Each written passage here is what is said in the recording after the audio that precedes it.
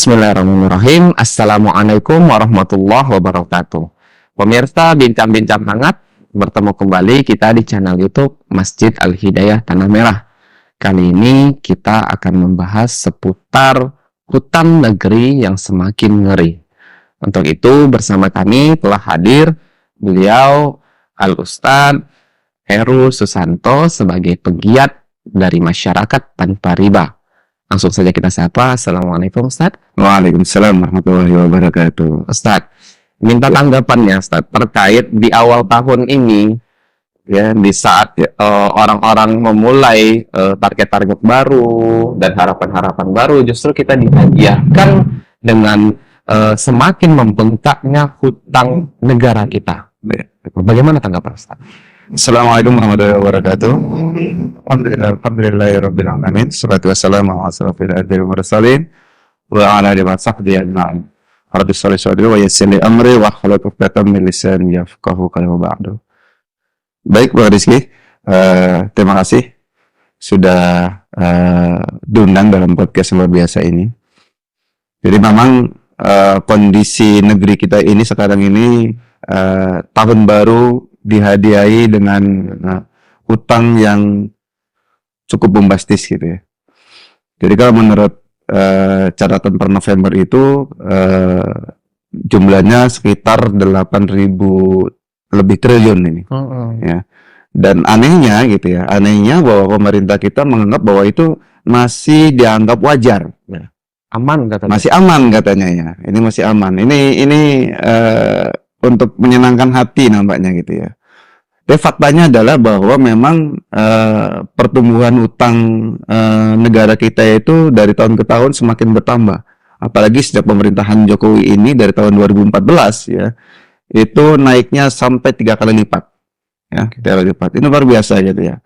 Jadi dulu pada saat tahun 2014 itu sekitar 5.000 triliun ya gitu. Sekarang sampai 8.000 triliun itu. Ini luar biasa dibandingkan dengan pendapatan anggaran negara kita gitu. Dan ini dianggap biasa gitu ya, karena perhitungan rasionya masih di bawah 60%. Nah ini juga saya nggak tahu ini pertimbangannya 60% ini seperti apa. Padahal kalau kita lihat bahwa sudah cukup mencekik sebenarnya. Karena faktanya utang yang ada sekarang ini gitu ya, ini bukan utang biasa gitu. Utang yang ada bunganya ya, yang ada bunganya, otomatis dia akan terus bertambah. Betul, bunganya itu terus akan bertambah. Walaupun namanya pinjaman lunak, itu hibah dan sebagainya.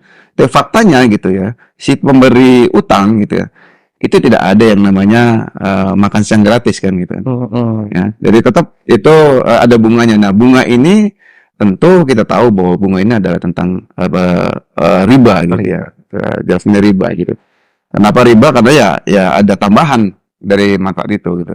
Iya. Nah, itu jadi seperti itu. Nah, terkait bertambahnya bunga ini semakin bertambah terus, justru itu yang menjadi kalau kita lihat yang membebani APBN kita, bukan benar gitu ya, betul ya. Nah, sementara APBN kita yang kita ketahui itu tidak seberapa peruntukannya untuk rakyat. Baik itu di bidang terkait subsidi, BLT, dan lain-lainnya. Nah, justru itu yang sangat menggerus anggaran pendapatan belanja negara kita. Nah, yang menjadi pertanyaannya, kenapa sih tetap bertahan dengan hutang seperti ini gitu? Padahal seharusnya kan negeri kita, kalau dilihat dari secara sumber daya alamnya, harusnya mampu dong untuk berdiri sendiri gitu kan. Bagaimana itu? Jadi memang ini betul sekali gitu ya. Padahal kita tahu bahwa anggaran negara kita ini gitu ya. Kalau kita lihat bahwa utang yang diperolehnya pun itu banyak tidak untuk kepentingan masyarakat secara khusus gitu ya. Karena lebih banyaknya infrastruktur dan sebagainya gitu. Dan ini ada satu tanggapan dari Menteri Keuangan yang menganggap bahwa utang yang ada pada negara kita ini ya, ini masih wajar gitu ya, dan wajar dilakukan oleh semua negara. Ya. Itu pernyataan dari. Artinya semua negara berhutang. Semua negara berhutang gitu ya. Semua negara kalau berhutang, karena kalau tidak berhutang itu tidak akan bisa membangun infrastruktur. Ya. Ini pernyataan yang keliru sebenarnya gitu ya. Karena pernyataan dari Menteri Ekonomi ini seakan-akan memberikan satu stigma bahwa ketidakmampuan ya manajemen pemerintahan gitu ya. Ketidakmampuan dari negara untuk mengelola sumber daya alam yang ada. Sebenarnya kita lihat bahwa sumber daya alam di Indonesia ini luar biasa gitu. Ya. Kalau lihat Freeport dan sumber daya alam yang lainnya ini bisa untuk bisa membangun tanpa harus berutang sebenarnya gitu. Nah, ini bentuk dari sifat kapitalisme gitu ya. Ya, ini sifat kapitalisme adalah dengan cara utang seperti itu. Seperti demikian. Itu pernyataan dari Menteri Keuangan bahwa semua negara itu berhutang. Betul. Nah, yang kita dapat saksikan justru negara-negara itu sudah banyak yang menjadi korban dari pinjaman hutang ini. Itu kedaulatan negerinya itu terancam. Nah, ini bagaimana, San? Ya, di sisi lain memang ini dari side effect gitu ya, dari side effect dari utang yang diterima oleh negara-negara berkembang terutama gitu ya. Ini kan ada satu konsekuensi gitu. Konsekuensinya adalah dia harus membayar bunga gitu. Membayar bunganya juga itu luar biasa, tiap tahun juga naik terus gitu ya. Nah, karena memang utang riba ini pasti menimbulkan dampak yang luar biasa dalam Allah Subhanahu wa taala gitu ya. Nah, bagaimana dengan negara-negara yang sudah berutang kemudian akhirnya ketidakmampuan mereka untuk membayar gitu ya. Itu tergadailah sumber daya alam mereka. Bahkan aset-aset negara juga seperti bandara. Betul, bandara. Kita lihat negara-negara Zimbabwe, kemudian Sri Lanka dan sebagainya. Ini kan negara-negara yang akibat korban dari utang gitu. Ya. Dan ini dikuasai oleh si pemberi hutang ya.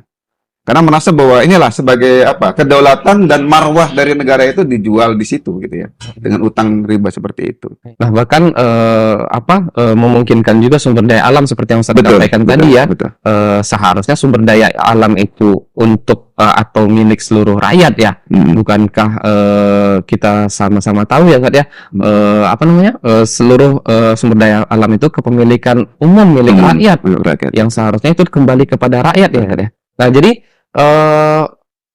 harusnya negeri kita ini kan dengan Pancasilanya itu berketuhanan yang Maha Esa, bahkan seluruh pemimpin kita itu Muslim sampai dengan hari ini, rakyatnya juga mayoritas Muslim. Nah, ini seharusnya bagaimana Islam memandang persoalan terkait hutang ribawi ini yang terus melonjak? Iya, baik. Yang pertama sebenarnya adalah banyak orang yang mungkin salah kaprah gitu ya. Sebenarnya penjelasan dari Sri Mulyani sebagai Menteri Keuangan bahwa utang yang diterimanya itu adalah sebagai bukan bentuknya bukan riba gitu. Ya. Karena dalam Al-Qur'an itu kata beliau nih, mengutip beliau itu boleh gitu ya. Boleh utang gitu ya, pinjam meminjam, karena pinjam meminjam boleh. Nah, yang penting ada tercatat gitu ya.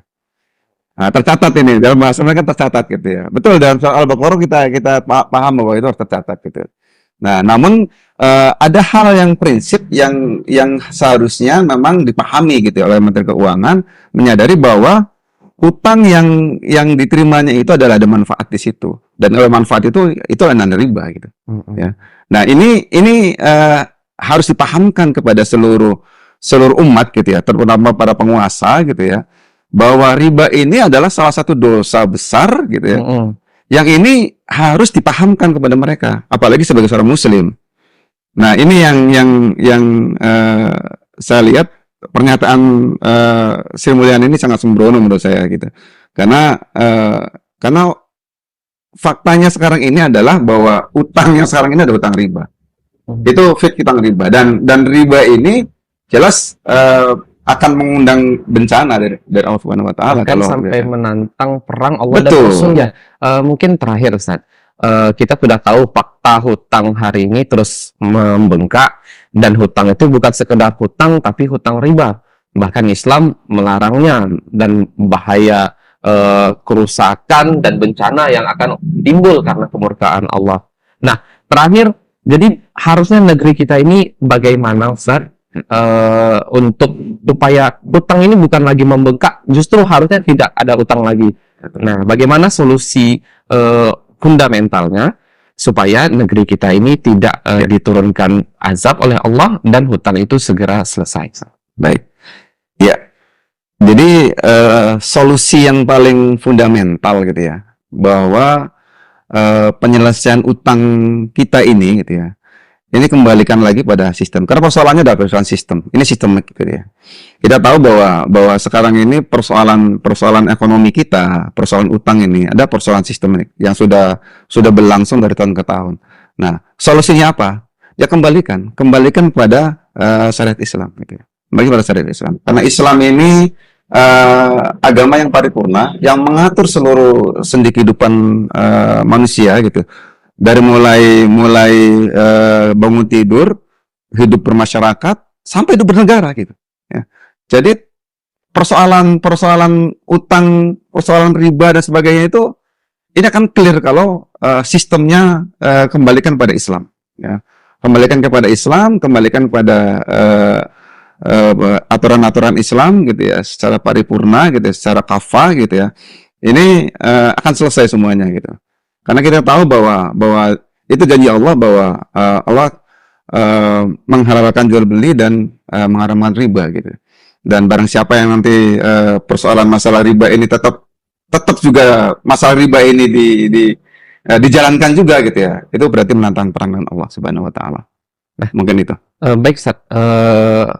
Mungkin nanti cara penanggulangan hutang-hutang ini mungkin bisa kembali kepada syariat Islam. Seperti yang Ustaz sampaikan tadi ya, bagaimana solusinya menyelesaikan persoalan hutang, dan bagaimana anggaran pendapatan negara itu bisa untuk menyelesaikan hutang itu. Ya, benar begitu ya, Ustaz? Betul. Baik, itu solusi yang tuntas itu insya Allah. Baik. Insya Allah nanti di pembahasan selanjutnya akan kita kupas lebih dalam lagi, karena tentu kembali kepada Islam, masyarakat juga ingin mengetahui apa saja solusi-solusinya, tahapan-tahapannya untuk menyelesaikan hutang ribawi ini. Insya Allah. Terima kasih Ustadz, jazakallah khairan. Baik pemirsa bincang-bincang hangat, cukup sekian pertemuan kita pada kali ini. Sampai bertemu kembali di bincang-bincang hangat berikutnya. Wassalamualaikum warahmatullahi wabarakatuh.